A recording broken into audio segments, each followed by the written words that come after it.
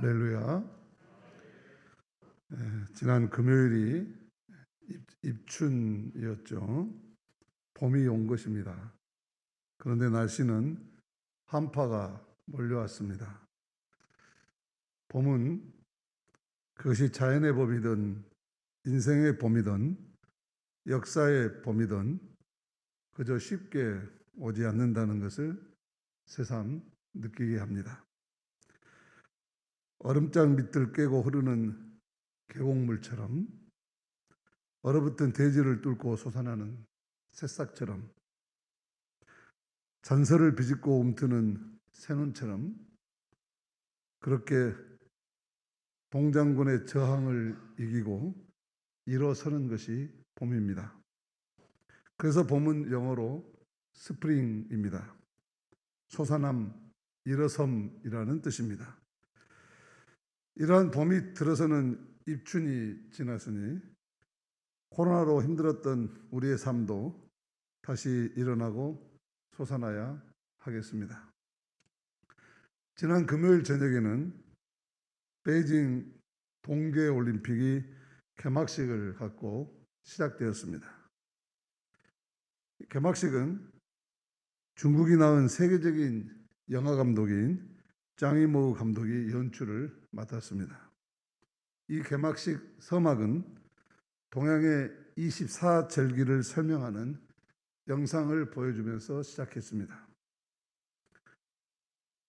입춘에서 대한까지 각 절기의 이름과 의미를 상징하는 영상으로 표현하였습니다.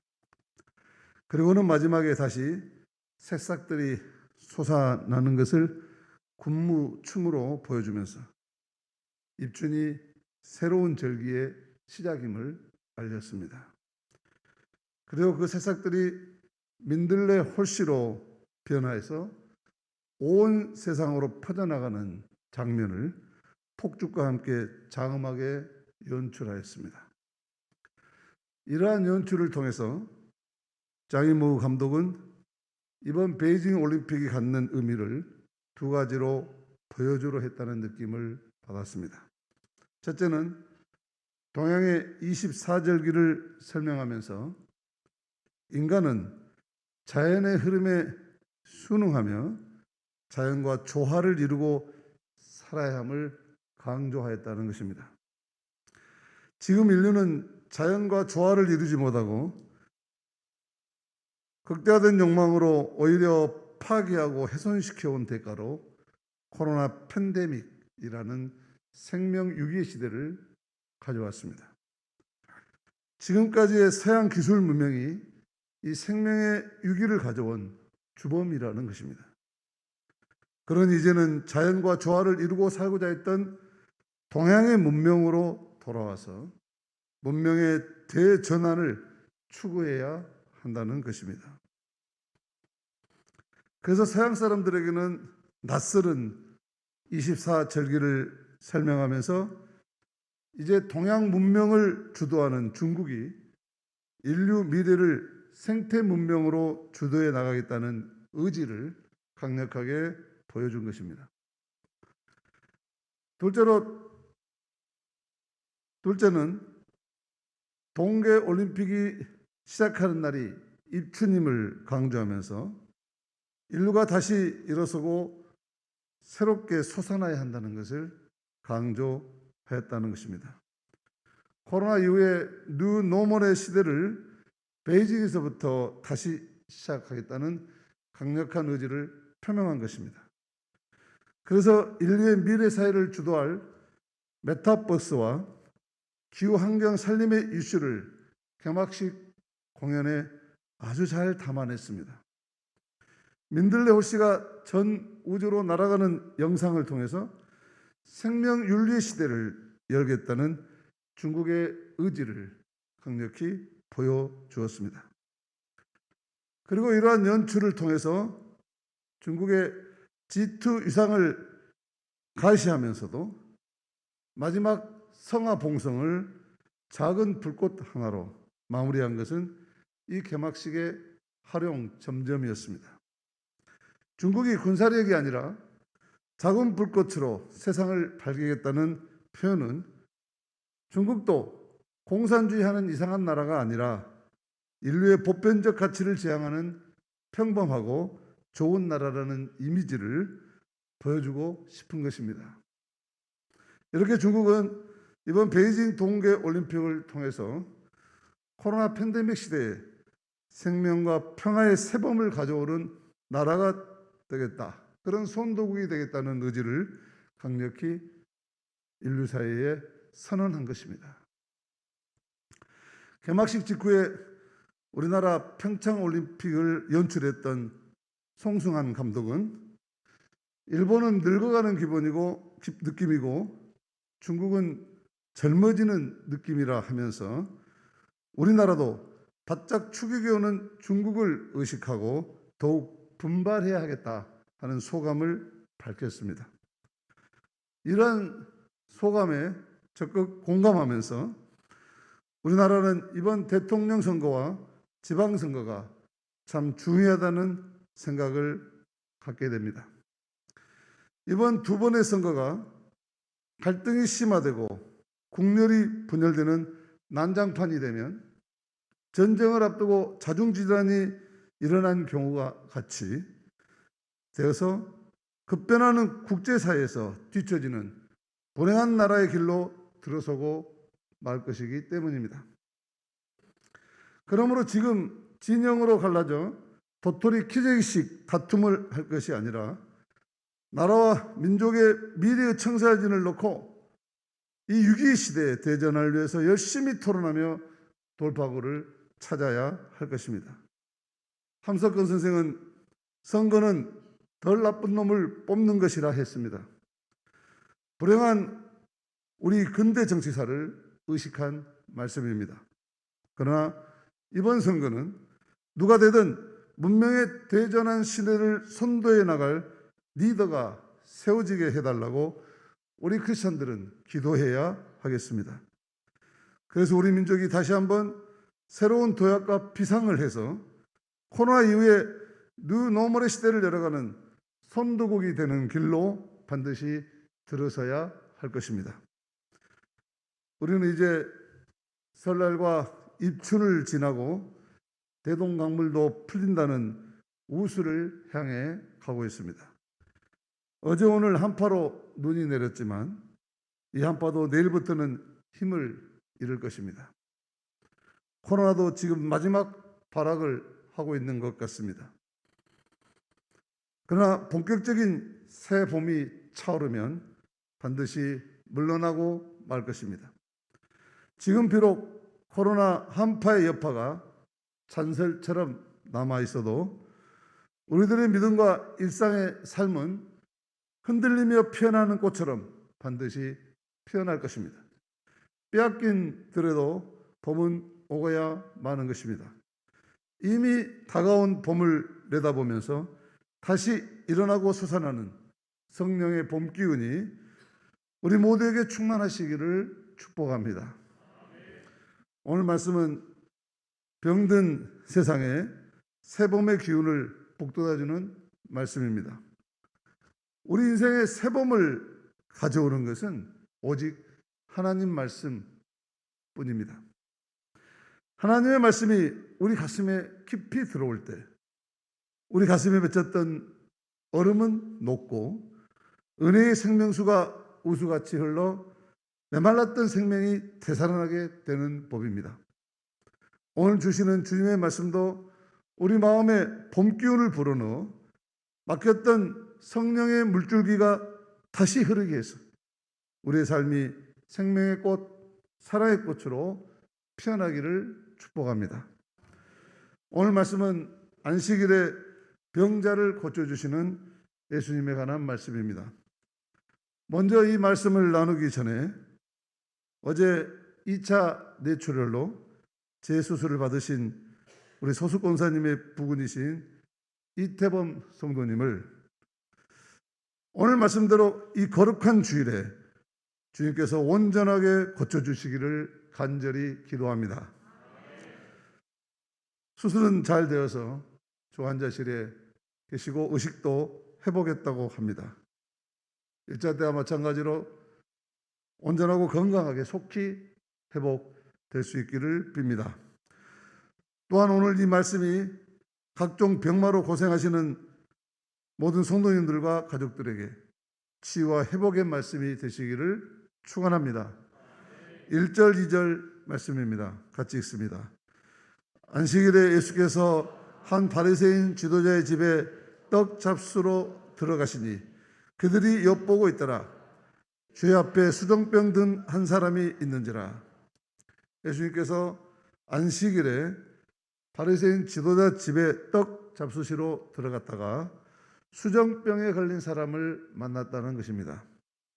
이 수정병은 혈액 중에 액체 성분이 우리 신체의 특정 부위에 차올라서 몸이 붓는 그런 현상을 가진 병을 말합니다.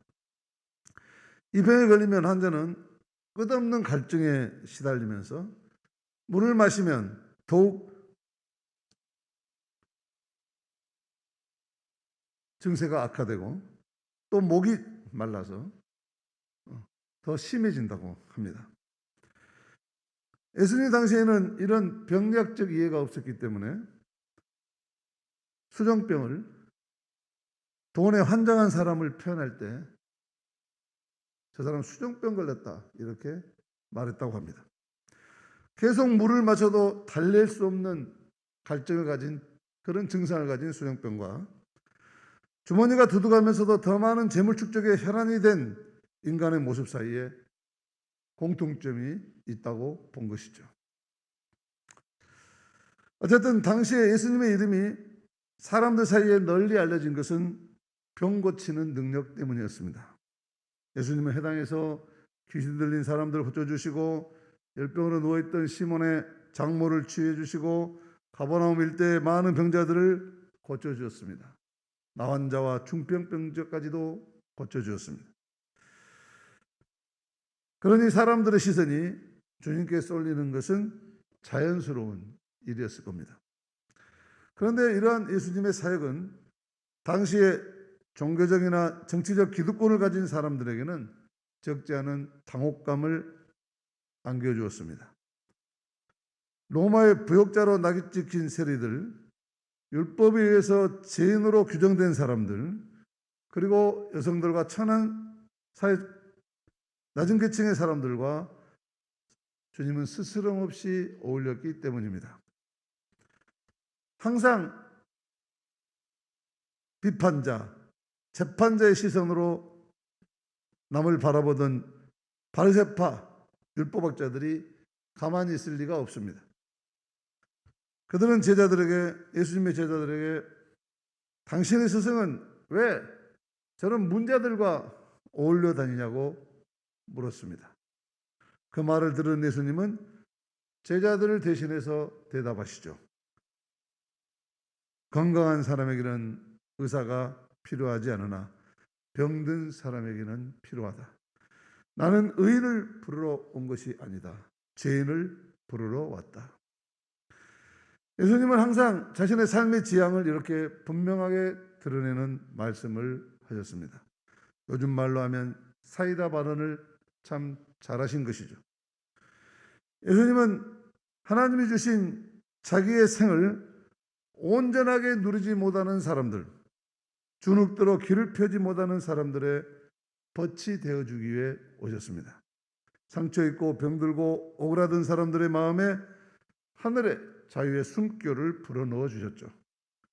힘겹더라도 자신의 삶을 경축하며 감사하며 당당하게 살라는 것입니다.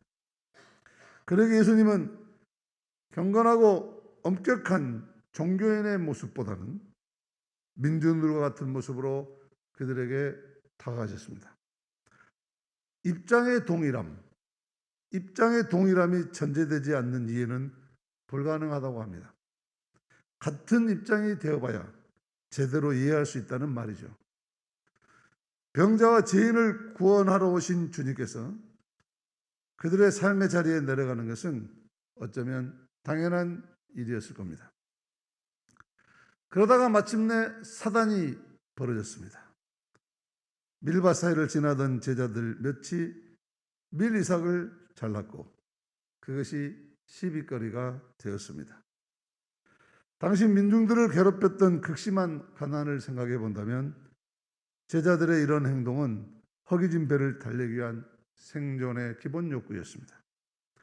그러나 문제가 된 것은 그들이 남의 밀 이삭을 잘랐다는 것이 아니라 안식일에 그런 일을 했다는 것입니다. 안식일 노동은 엄격하게 금지되어 있었습니다. 하지만 예수님은 다윗이 사울을 피해 달아날 때 제사장들에게만 허락됐던 제단의 빵을 얻어먹었던 일을 상기시킴으로써 제자들을 옹호하시죠. 그러면서 하신 말씀은 일종의 그 시대의 기존 가치관을 뒤집어엎는 혁명이고 기득권자들에게는 충격적인 도발이었습니다. 이렇게 말씀하시죠. 안식일이 사람을 위해 생긴 것이지 사람이 안식일을 위해서 생긴 것이 아니다. 인자는 안식일의 주인이다. 안식일이 사람을 위해서 있다. 당연한 말처럼 들리지만 율법의 굴레에 갇혀있던 사람들에게는 너무나 충격적인 말씀이었습니다. 안식이라는 말을 법으로 바꾸어도 마찬가지입니다. 법이 사람을 위해 있는 것이지 사람이 법을 위해 있는 것이 아닙니다. 오늘날 이 법이 사람을 위해서 있는지 사람을 잡기 위해서 있는 것인지 헷갈리는 시대예요. 그래서 국민들은 사법개혁을 다음 정권의 최우선 과제로 주장하고 있지 않겠습니까? 예수님은 배고픔 때문에 한 제자들의 그런 기본 생존 욕구는 안식일 규정에 구애받을 수 없다고 잘라 말씀하신 것이죠. 이 일이 있은 후에도 안식일을 둘러싼 논쟁은 계속되었습니다. 오늘 말씀이 바로 그런 배경에서 나온 말씀입니다. 안식일에 예수님께서 바리새인 집에 들어가 수종병 든 사람을 만나신 것입니다. 사람들은 예수에게서 고발의 트집을 잡기 위해서 과연 그가 환자를 고쳐주는지 지켜보고 있습니다. 남의 허물을 찾기 위해서 몰래 지켜보는 사람들, 남의 약점을 캐내기 위해서 혈안이 되어 있는 사람들, 이런 사람들 눈은 병자가 겪고 있는 고통이나 사회적 불편 따위는 보이지 않는 법이죠. 현실을 해석하고 설명하는 일에 몰두하는 사람들, 요즘 종편에 나와서 떠드는 사람들, 이 사람들이 다른 사람들이 겪는 구체적인 아픔은 늘 남의 이야기일 뿐입니다. 하지만 예수님은 고통에 대해서 이러쿵저러쿵 해석하는 일에는 관심을 갖지 않으십니다. 다만 그 고통에 공감하고 다가가시고 돌봐주실 것을 찾을 뿐입니다. 3절 4절 말씀입니다. 같이 읽습니다. 예수께서 대답하여 율법교사들과 바리새인들에게 이르시되 안식일에 병 고쳐주는 것이 합당하냐 아니하냐. 그들이 잠잠하거를 예수께서 그 사람을 데려다가 고쳐 보내시고, 이것이 당시 종교인들과 예수님의 차이였습니다. 이웃을 어떻게 바라보느냐 하는 그 시선에 따라 그 사람이 어떤 생각을 하고 사는 사람인지, 어떤 마음을 가지고 사는 사람인지, 어떤 사람인지 알 수 있습니다. 체로키족 인디언인 리틀 트리라는 아이가 할머니로부터 영적으로 죽은 인간을 가려내는 방법을 배웁니다. 할머니가 이렇게 말합니다. 죽은 인간들은 눈이 멀었기 때문에 여자를 볼 때도 추접한 것밖에 눈에 들어오지 않으며 타인을 볼 때에도 나쁜 면밖에 볼 줄 모르고 나무를 볼 때도 아름다움을 잊은 채 목재나 거기서 얻을 수 있는 이득밖에 볼 줄 모르게 된다. 그들은 살아있는 사람처럼 세상을 걸어다니지만 사실은 죽은 인간들이다.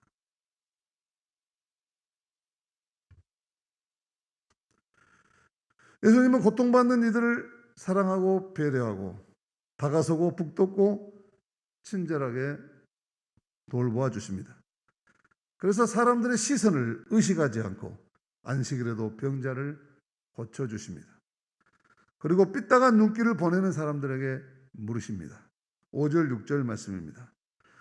또 그들에게 이르시되 너희 중에 누가 그 아들이나 소가 우물에 빠졌으면 안식이라도 곧 끌어내지 않겠느냐 하시니 그들이 이에 대하여 대답하지 못하니라.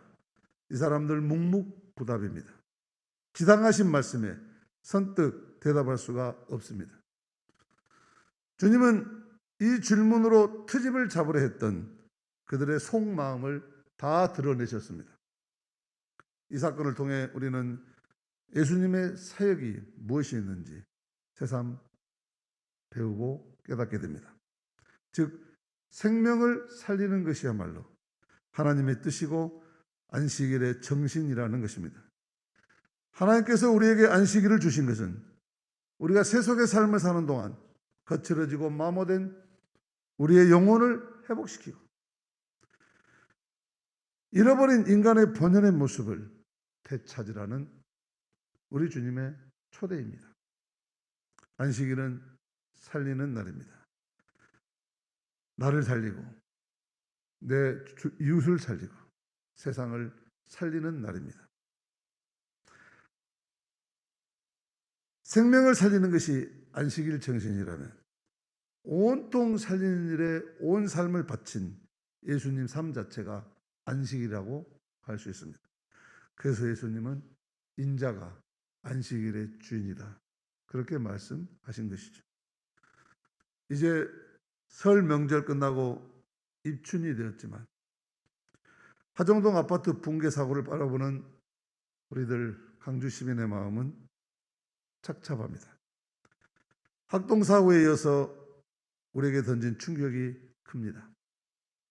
우리는 돈이 지배하는 세상이 얼마나 위험한지, 인간에 대한 A가 어떻게 무너지는지 이 사건을 통해 보고 있습니다.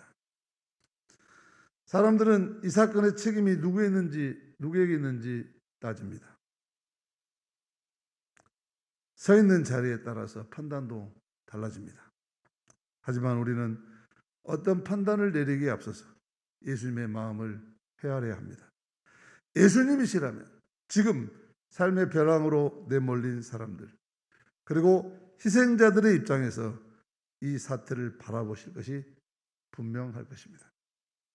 우리가 원하는 세상은 사람들의 비명소리가 들리지 않는 참 안식과 평화의 세상입니다.